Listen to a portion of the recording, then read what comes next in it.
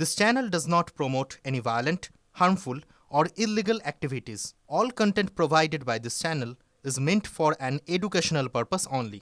সীমান্তবর্তী জেলায় নিঃশব্দে জাল ছড়াচ্ছে মিম। সন্ধ্যা নামতেই গ্রামে গ্রামে প্রচারে ওয়েসির দল। ভাঙন ধরাচ্ছে তৃণমূল কংগ্রেসের অন্তরে। মালদা রতুয়ায় ভোটের মুখে শাসক দলে ভাঙন। তৃণমূল ছেড়ে মিমে যোগ দিল পরিযায়ী শ্রমিকদের 500 পরিবার।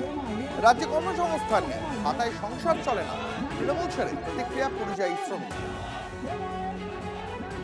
কাজ নাই, বাইরে কত কাজ করবো, বউ বাচ্চা ছেড়ে যেতে হচ্ছে আমাদেরকে, বাইরে রাজ্যে কাজ করতে। মারপিট হচ্ছে, অনেক জায়গায় তো মারপিট চলছে, না চলার নাই, সব জায়গায় তো চলছে। সেই জন্য আমাদের রাজ্যে তো কোনো কাজ নাই, সেই জন্য আমরা টিএমসি ছেড়ে আমরা মিম বাড়িতে যোগ করলাম।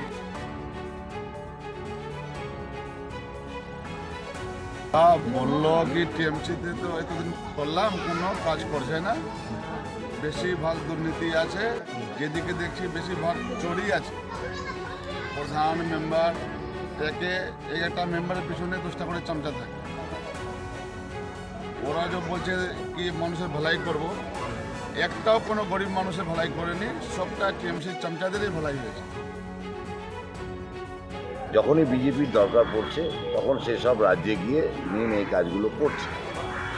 আর দিনের আলোয় তাদের কাজটা তাদের তো কোনো দিনের আলোয় কাজ করার ক্যাপাসিটিটা নেই, তো রাতের অন্ধকারগুলোকে বেছে নিচ্ছে, পরিযায়ী শ্রমিকদের পরিবারকে প্রলোভিত করে এটা একটা শোয়িং হচ্ছে। এবং এই শোয়িং করার ফলে এদের বিজেপির কাছে ডিমান্ড বাড়ছে, বিজেপির কাছে এরা আর্থিকভাবে লাভবান হচ্ছে। এটাই মিমের কাজ। মিম বলে পশ্চিমবাংলায় কিছু থাকবে না আগামী নির্বাচনে, আপনারা দেখে দেবেন। ভোটের মুখে শাসকের ধমকানি চমকানি অব্যাহত। এবার ঝাঁটা মেরে বিজেপিকে তাড়ানোর নিদান বসিরহাট দক্ষিণের বিধায়ক সপ্তর্ষি বন্দ্যোপাধ্যায়। ভোটে জেতার পর বিজেপি বাংলাকে শ্মশানে পরিণত করবে। রাজ্যের মানুষ বাংলাকে শ্মশান হতে দেবে না, তাই বিজেপিকে ঝাঁটা মেরে তাড়াতে হবে। একেবারে প্রকাশ্য মঞ্চ থেকে বেলাগাম তৃণমূল বিধায়ক। পাল্টা শাসক বিধায়ককে এক হাতে নিয়েছেন বিজেপি। তৃণমূল বিধায়ককে জেলে পড়া উচিত, আক্রমণে রাজ্য বিজেপির সংখ্যালঘু সেলের সহ সভাপতি কাশেম আলী।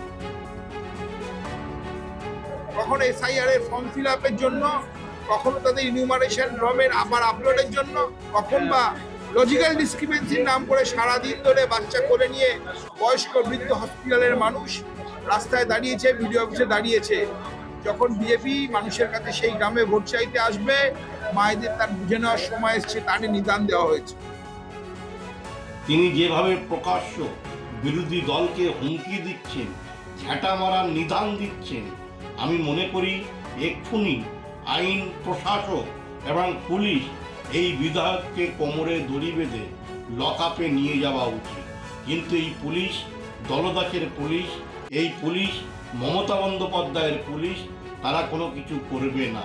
স্বাভাবিকভাবে আগামী দিন বসিরহাটের মানুষ এদের গণতান্ত্রিক পদ্ধতিতে ঝাঁটা মেরে বিদায় জানাবে, শুধুমাত্র সময়ের অপেক্ষা। লাভপুরে বিজেপি কর্মীদের ঝাঁটা মেরে তাড়ানোর নিদান তৃণমূল নেতার। সভা থেকে দলের কর্মীদের নিদান দিলেন লাভপুরের তৃণমূলের অঞ্চল সভাপতি শাহিন কাজী। বিজেপির অপপ্রচার রুখতেই নিদান দিয়েছি, পরে সাফাই দেন তৃণমূল নেতা। ওটাই তৃণমূলের কালচার, কটাক্ষ বিরোধী।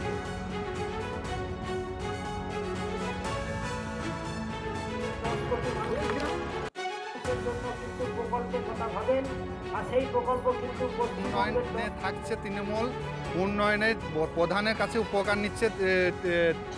এখানে টোটাল বিজেপিকে এখান থেকে জিতাচ্ছে। তার জন্য আমি বললাম এখানে যে উন্নয়ন আজকে 1.5 কিলোমিটার না 2 কিলোমিটার রাস্তা হচ্ছে ওদের, তার জন্য বলছি গ্রামওয়ালাকে দেখে নিতে বললাম রাস্তা সব ঠিকঠাক হচ্ছে কি না। তার জন্য কেউ যদি ভোট নিতে আসে, বিজেপির নেতারা যদি বলতে আসে যে আমাদের গ্রামে কোনো কাজপত্র কিছু হয়নি, তার জন্য মহিলারা ছিল, তাদেরকে বললাম ঝাঁটাইতে করে তাদেরকে খেদানো হয়ে যাবে। লাভপুর লাঙ্গলহাটা রাস্তায় একবার মানুষ গেলেই উন্নয়ন কেমন সেটা বুঝতে পারবেন। আর মানুষকে জোর করে পিটিয়ে মেরে ভোট পাওয়া যাবে না, আগামী দিনে সেটা বুঝতে পারবেন। এখন হয়তো ভাবছেন যে 21-এর মতো করবো, কিন্তু 21-এর মতো আর 26-এ হবে না, এটা দায়িত্ব নিয়ে আমি বলবো। ভোটের বঙ্গে নেতার শাসানি। বিজেপির জেলা সভাপতি রাস্তা আটকে তুমুল হম্বিতম্বি তৃণমূল নেতার। ছবি দেখাবো আপনাদের। আঙুল তুলে শাসানি থেকে কলার ধরে ধমক। বর্ধমান শহরের ছোট মিছিলে ভাইরাল তৃণমূল নেতা শ্যামল রায়ের এই ভিডিও দেখুন আলো।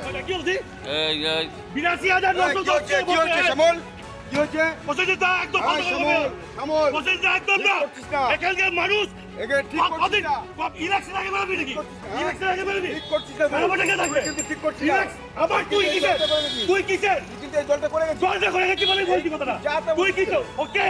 আপনারা দেখছেন কিভাবে শাসক নেতা শাসানি দিচ্ছেন বিজেপির একজন নেতাকে। এই ভিডিও ইতিমধ্যে ভাইরাল হয়েছে, আর নেতার হুমকির এই ভিডিও ভাইরাল হতেই অস্বস্তি শাসক দলের অন্দরে। ভিডিওয় যাকে দেখা যাচ্ছে তিনি বিজেপির জেলা সভাপতি অভিজিৎ, তাকে শাসাচ্ছে একসময় বিজেপি থেকে তৃণমূলে আসা ওই নেতা। এই গোটা ঘটনায় জেলা পুলিশ সুপারের কাছে অভিযোগ দায়ের করেছেন বিজেপির মণ্ডল সভাপতি।